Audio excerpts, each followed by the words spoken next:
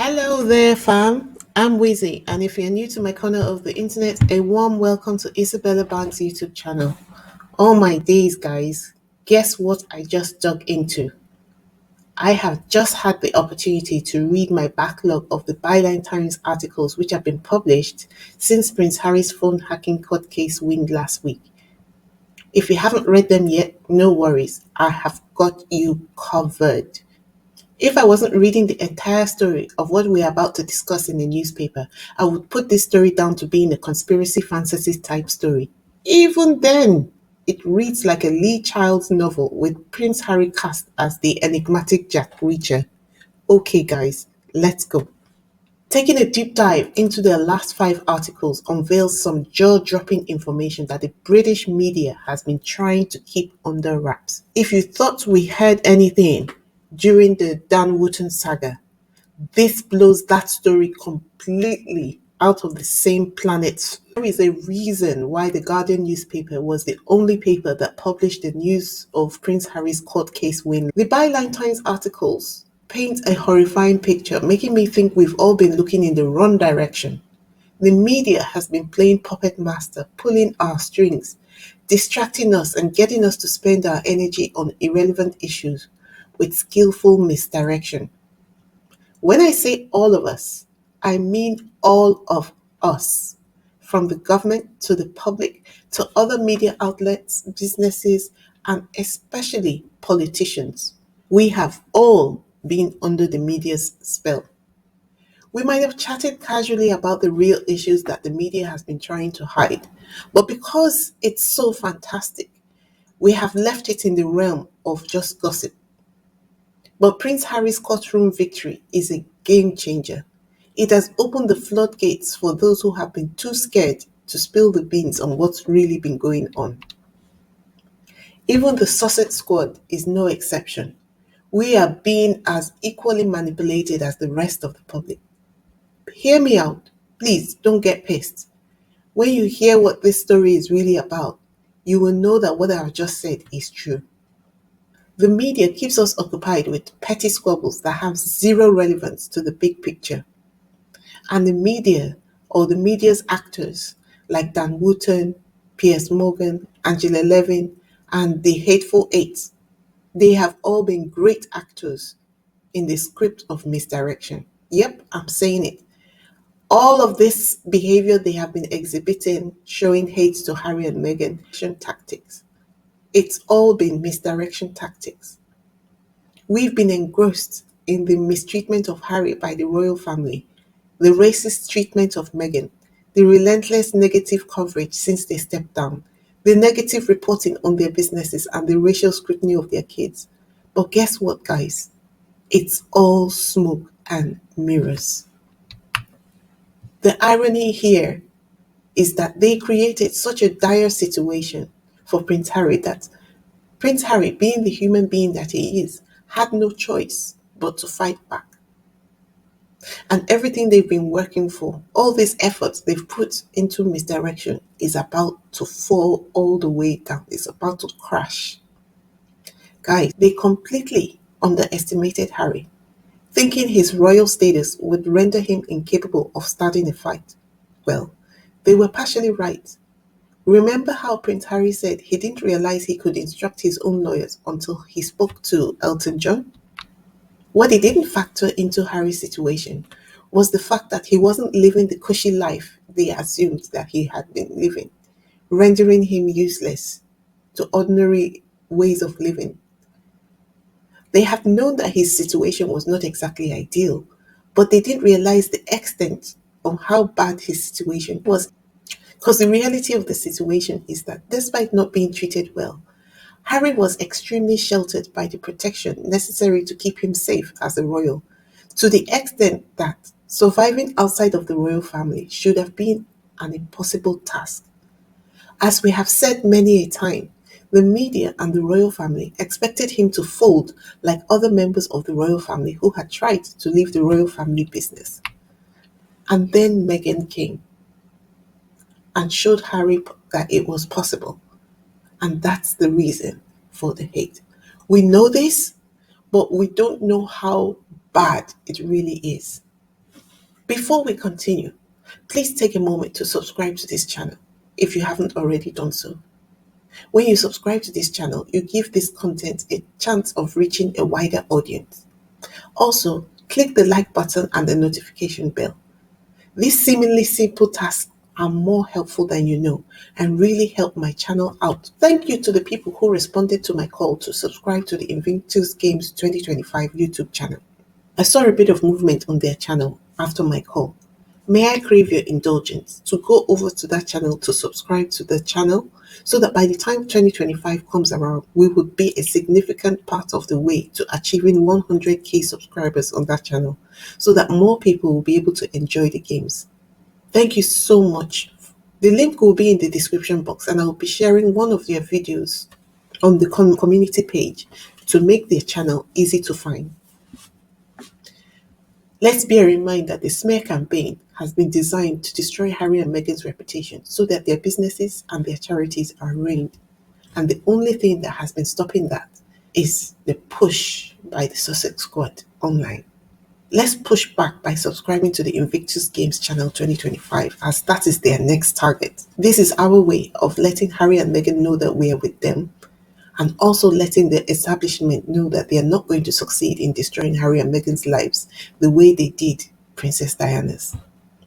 That is what is at stake. It is that bad. Just thinking about the psychology of how we got here. Prince Harry's life within the royal family was torturous. And this torture was exacerbated by the media's relentless negative news stream and the tragic circumstances surrounding Princess Diana's death. To understand it is to know that these set of circumstances pushed Harry to a breaking point where change became imperative. Otherwise, self-destruction or worse was imminent. As Harry said in his book Spare, he preferred being at war anywhere else in the world, be it Afghanistan or some remote spot in South Africa, than being at home in the UK. What would make someone feel more at home at a war zone than being at home with his family or being in the country of his birth? Let's continue, guys, because what I'm about to describe to you is so much worse than what we thought. And that's probably why Prince Harry mentioned that if we knew what he knows, our perspective on everything would change. And just going through everything, analyzing everything, and putting this video together, my view just changed this evening. If we thought we knew what was happening before, I'm telling you that what we have known before now was the tip of the iceberg. There's so much to discuss. Where do I even begin? Byline Times just dropped a bombshell update on Prince Harry's epic court win. Brace yourselves, because I had to read the article like 4 or 5 times to make sure my eyes weren't playing tricks on me. So get this. Back in 2009, when Piers Morgan was called out about phone hacking, he straight up admitted to all the shady stuff he used to do. He didn't even pretend, saying, "I'm quite happy to sit here defending all these things I used to get up to." There is even this vintage video of Piers Morgan coaching Charlotte Church on how to hack a phone back in the 90s. Now, I'd like to show you the clip, but guess what? YouTube's got a thing against Sussex-friendly channels like mine and tends to demonetize us faster than you can say derangers. So no video clips on my channel for now. I'll stick to this format until proven wrong. When Rupert Murdoch's journalists were caught up in the scandal of hacking schoolgirl Millie Dowler's phone, Piers suddenly changed his tune. He went from admitting everything to wrongly denying any involvement in phone hacking. Since then, the question of Piers Morgan and phone hacking has been a wild ride for over 28 years. The question is, given how vehemently he keeps denying any involvement with phone hacking, why does he keep getting dragged into every phone hacking mess? Well, let's dive into the backstory, and trust me, it's about to be a movie. So the backstory of all of this is, back in 98, one savvy journalist at the Mirror in Ireland, Carl Brophy, figured out how to access messages on the phones of senior Irish politicians. He spilled the beans in an exclusive article on April 18, 1998, detailing how phones could be hacked. As big as this story was, this bombshell of a security breach didn't make it into the Daily Mirror in England. The question was, why? If English phones were as vulnerable as their Irish cousins, it would be a massive security risk. The Irish Mirror, thinking they had just done a public service, hoped to get the gap fixed before the bad guys caught on. Now, this is where it starts to get interesting. The Irish Mirror's head honcho was Craig Mackenzie, Kelvin Mackenzie's brother, and Kelvin was Mirror's group deputy chief executive. Kelvin was editor of The Sun when Piers Morgan started on in the newspaper in the late 80s. Are you with me so far? Fast forward 15 months. A sales manager told the Daily Mirror in a phone call about Vodafone's security flaw, which allowed anyone to dial in and listen to their messages if they did not change their PIN. The sales manager claimed that the Daily Mirror's representative he had spoken to was initially enthusiastic during the phone call. When the sales representative went back to talk to management, the feedback they came back with was that they were no longer interested in the information the sales manager had brought to them. The sales manager later accused the paper of keeping the phone hacking methods for themselves because they never published this story to give the information to the public. That's just one layer. Diving deeper, let's unravel the web and figure out how Princess Diana and Piers Morgan play into this drama. And why do we say Piers Morgan is threatening the royal family? Enter Gary Jones, a senior reporter at the heart of this operation, with some shady dealings involving a corrupt private detective firm. Now, Jones was a big deal back in the day, winning the Press Gazette Reporter of the Year award in '95 for his explosive scoops. One of the most dramatic? Listen closer. A tale of anonymous calls from Princess Diana herself. Yep, you heard right. This was also one of the key stories in Piers Morgan's career. Let's reflect on the position that Piers Morgan holds today, shall we? And what eventually happens to Princess Diana.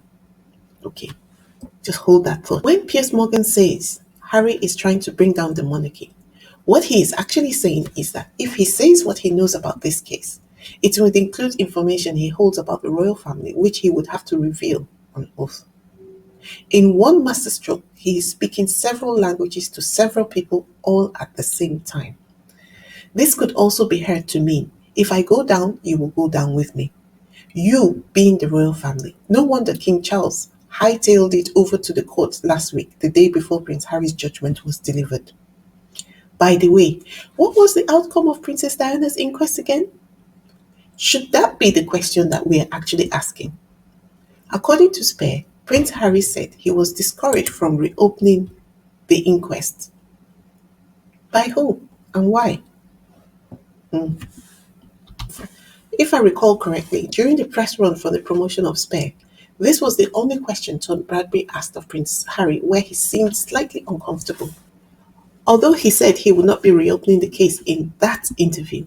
But anything can happen, right? This world exclusive, a career highlight for Piers Morgan, was based on leaked investigation reports from Scotland Yard. In an article titled Who Done It, Press Gang claimed Piers Morgan likely greenlit a hefty payment to a retired police officer for access to the report, rumored to be in the hundreds of thousands of pounds. Wow. Just from this information, you can see that the battle is a lot more complex than we have been giving it credit for being. The reputation of the media is the least of their worries at the moment. It's quite clear to see that Prince Harry is fighting against the whole establishment.